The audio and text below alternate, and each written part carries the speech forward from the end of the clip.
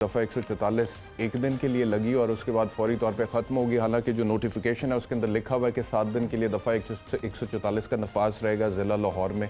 अच्छा, दूसरा एक और बात ये मैं देख रहा था कि आज जो हुकूमत की तरफ से उसकी एक्सप्लेनेशन आई है दफ़ा 144 के क्यों कल लगी थी, वो इस वजह से उन्होंने कहा जी वो औरत मार्च निकलनी थी और औरत मार्च वहाँ से निकलना था, फिर PTI वाले यहाँ से निकलते उसमें तसादुम होता, प्रॉब्लम हो सकता था।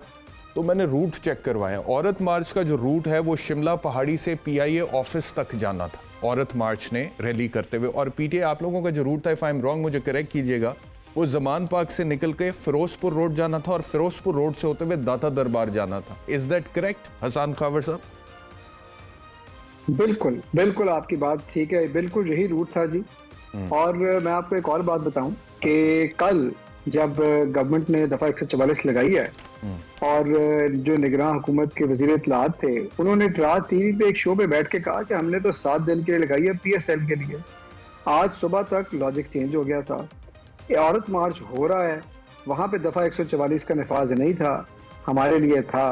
और आपने जैसा शुरू में कहा ना, आपने कहा कि ये तो नहीं हो सकता कि सियासी लोग जो हैं वो सिर्फ अपने सियासी मुखालफिन की रैली बंद करने के लिए दफा 144 लगवाएं, जब रैली का वक्त गुजर जाए तो दफा 144 उठा दें।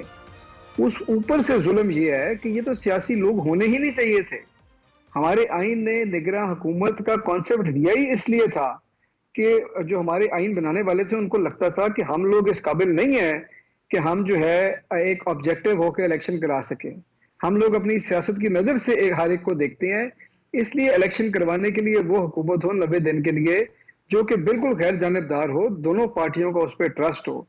यहाँ पे तो ये निगरान हुकूमत वो काम कर रही है जो शायद इस हमारे सियासी मुखालिफिन खुद इधर बैठे होते तो वो ना करते। ये तो more loyal to the king than the king himself है। आप देखें, और उसके बाद आप या हमसे बात करते, बराए नाम बात कर लेते कि जी ये आपका रूट है, क्या सिक्योरिटी होगी, क्या है। उसके बाद झकाझक दफा 144 लगाकर कोई इन्होंने क्रैकडाउन किया। और उसके बाद जो हमारा कारकुन शहीद हुआ है उसके ऊपर एक इतने सवालात हैं। वो लड़के को पुलिस उठा के लेके जाती है, वहां से फोन जाता है वो घर के, जी मुझे पुलिस ने उठाया है। उसके बाद डॉक्टर सर्विसेज अस्पताल का कहता है कि जी पुलिस वाले इसको मुर्दा हालत में छोड़ के गए हैं। आज उस डॉक्टर को, डॉक्टर मुख्तार को ट्रांसफर कर दिया जाता है। और ये तो मतलब ह्यूमन राइट्स वॉच और बाकी इदारे कह रहे हैं इस मुल्क में क्या हो रहा है। ये तो मतलब लगता है कि ना कोई सिविल लिबर्टीज रही, ना कोई फंडामेंटल राइट्स रही, एक चीज बताइएगा, कॉन्स्टिट्यूशन क्योंकि इस हवाले से थोड़ी सी कंफ्यूजन है, अभी तक ये मामला क्लियर नहीं हुआ। क्योंकि कल पहले उसकी फुटेज आई, अली बिलाल जो आपका कारकुन था, कि उसको पुलिस ने अरेस्ट किया, प्रिजन वैन के अंदर की उसकी फुटेज आई। उसके बाद हमें ये तो पता लग गया कि वो जाबहक हुआ है और उसकी डेड बॉडी की तस्वीर भी आ चुकी हुई थी। तो मैंने कल ये मुद्दा उठाया था कि ये कैसे हुआ है कि एक बंदा जिसको पुलिस ने अपनी कस्टडी में लिया है ठीक सही सलामत, और उसके बाद वो उसकी लाश मिलती है तो उसके ऊपर कस्टोडियल टॉर्चर हुआ है या पुलिस की कस्टडी में उसको मारा गया। लेकिन फिर हुकूमत का मौक़िफ़ आया, उन्होंने ये कहा कि ये जो फुटेज वीडियो पाकिस्तान तहरीक इंसाफ वाले दिखा रहे हैं ये प्रिजन वैन की, ये तब की है जब उसने जेल भरो तहरीक में अपनी गिरफ्तारी दी थी। तो ये वीडियो तब की है या ये वीडियो कल की है? देखिए, वीडियो मैंने देखी है जी। मुझे ये पता है कि जिस शख्स ने उनको प्रिजन वैन में जाते देखा उसने ये बताया, जो लोग साथ थे उन्होंने ये बात की। उसके बाद डॉक्टर का बयान आता है कि पुलिस वाले उसको छोड़ के गए हैं। उस डॉक्टर को ट्रांसफर क्यों कर दिया जाता है? उसका मुकदमा हमारे पे क्यों कर दिया जाता है? आप मुझे ये बताएं कि क्या ये सर्कमस्टांशियल एविडेंस, आप लॉयर हैं, डॉक्टर को ट्रांसफर कर दिए सर्विसेज हॉस्पिटल, और डॉक्टर साहब का नाम बताइएगा सर। जी, डॉक्टर मुख्तार है। अभी आपके जो CPNE के प्रेसिडेंट है काजिम खान, उन्होंने ट्वीट किया था और उन्होंने वो ऑर्डर ट्वीट किया है। ये क्या वहां पे MS थे, MS या DMS? ये जी प्रिंसिपल मेडिकल ऑफिसर था जिसने रिसीव किया था और जिसने ये कहा था। और उसने बताया कि पुलिस वाले इसको यहाँ पर छोड़ के गए। उसने कहा जी पुलिस वाले छोड़ के गए और उसी डॉक्टर का आज ट्रांसफर हो गया। उस डॉक्टर का आज ट्रांसफर हो गया। सही है। अब आप मुझे ये बताएं कि ये सारी चीजें किस तरफ निशानदेही करती हैं।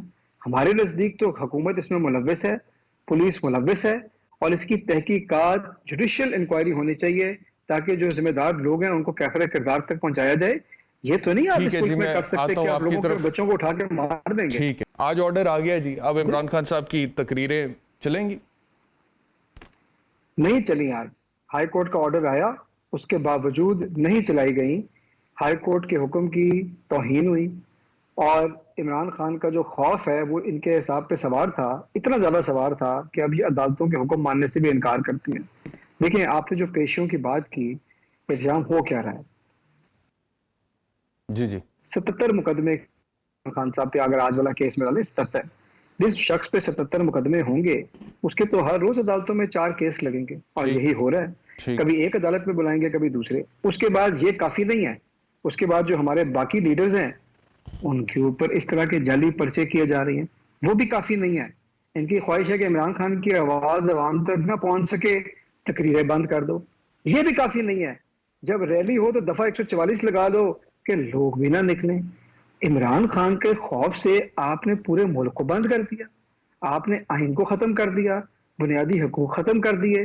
किधर लेके जा रहे हैं आप पाकिस्तान को? चल साथ के हसरत दिले मरहूम से निकले, आशिक का जनाजा है जरा धूम से निकले।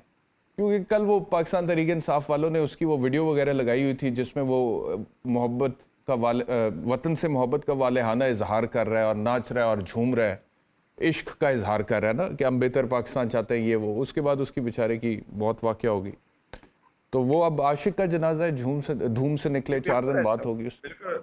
मुझे बहुत दुख हुआ है, मुझे बहुत शदीद तकलीफ हुई है। लेकिन अब जो मुकदमा पीटीआई की क्यादत पे हुआ है, इसके बारे में आप क्या कहेंगे नज़ीर लगारी साहब? जी, क्या क्या क्या सवाल जो था? 302 का मुकदमा पाकिस्तान तहरीक इंसाफ की क़यादत बशमूल इमरान खान साहब पर दिया है पुलिस ने, इसी के जहाँ भाग होंगे। पुलिस हमारे मुल्क के अंदर तो मुआवजे करती है भाई। पुलिस तो क्या से क्या करती है। अब बकरी का केस बनता है सियासतदान के खिलाफ, ट्रैक्टर चोरी का केस बनाया जनाब जुल्फकार अली भुट्टो के ऊपर, सखर में बाकायदा ट्रायल चलता रहा, भुट्टो पेश भी होते रहे हैं उसमें। सही है। ऐसा नहीं है, इस मुल्क के अंदर क्या क्या केस होते रहे। कोई ये ऐसा नहीं है कोई नकदी रकम थी या कि इतना बड़ा ट्रैक्टर उसकी चोरी का इल्जाम लगा देगा, वो करते रहे। अब इमरान खान साहब पर, फवाद चौधरी तो वहां मेरे ख्याल में थे भी नहीं और वो शहर में भी नहीं थे, उनके खिलाफ भी केस बन गया। तो केस बनाने वाले जो चाहें करते हैं, हमारी पुलिस, हमारे इंतजामिया।